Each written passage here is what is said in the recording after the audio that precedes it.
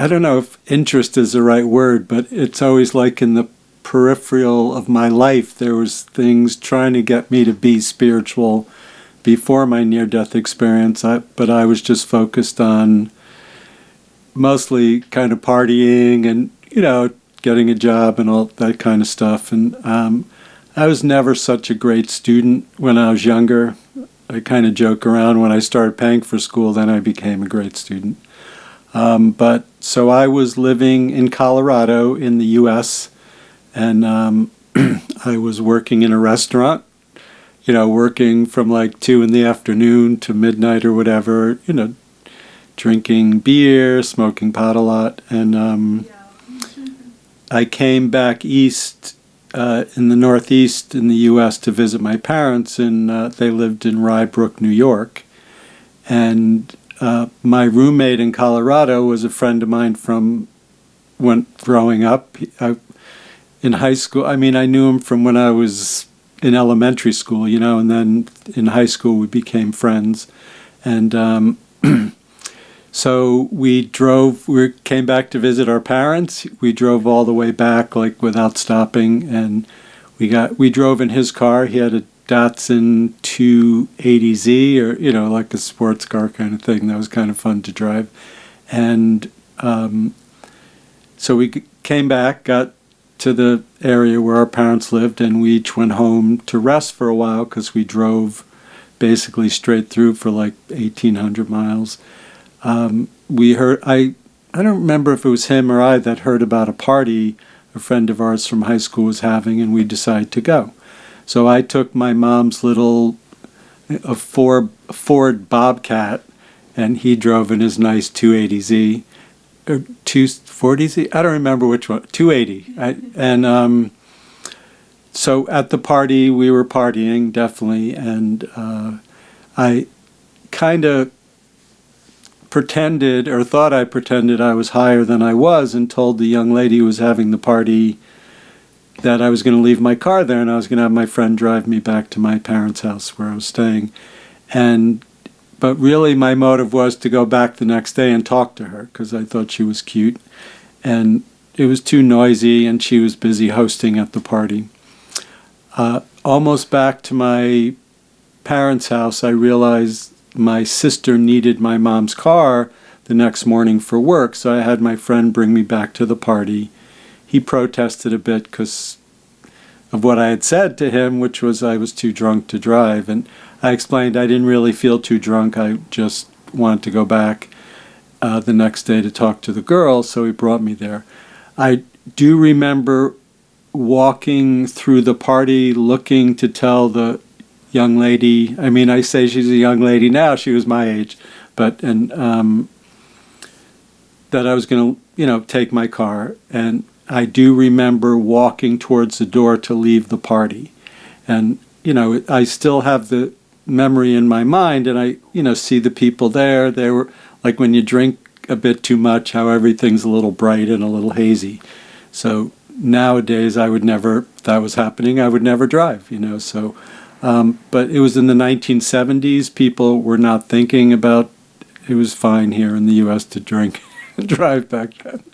So, I do remember walking towards the door. The next thing I remember is being out of my body above the smashed car, looking down.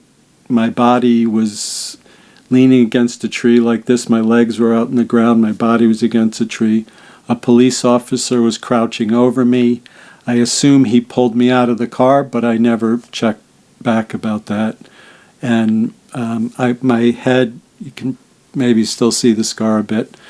Luckily, in men, having a scar is kind of, not considered a problem, really. So, and then I was in white light. It was white light all around me, even though it was dark down on Earth, and it was all white.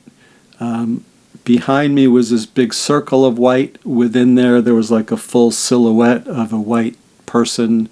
It was just white, like no features, and all these different shades of white, like radiating off of that being. The timing I don't really know because it seemed like there was no time, And even though it's in my memory, it didn't take that long. During the experience, it seemed like it could have been forever because it was just like right then and now. But it felt so nice. Like, people asked me, did I have a body? It felt like I had a body. I didn't look down to see if I saw a body, but it had a feeling to it. So I'm a very kinesthetic person, and part of my belief is that God speaks to us in our language. So my language is definitely physical feeling a lot, and so it just felt so nice. I had a knowing, or it's still hard to explain even though it was many years ago, but it was more of, rather than knowing, it was more of being a part of and knowing. Because knowing is almost something from the outside, but this was part of it.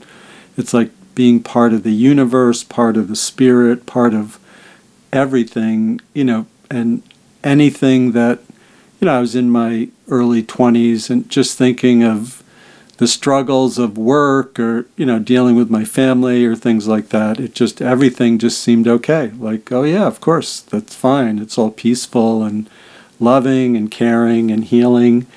And then the being behind me, and someone also said to me one time, so you could see behind you. It's like, well, it's not even, like seeing something is almost from the outside. This is like just knowing. And I still have an image of it from behind me, like, in my mind I can see behind me, but it's not like I turn my head that way or anything.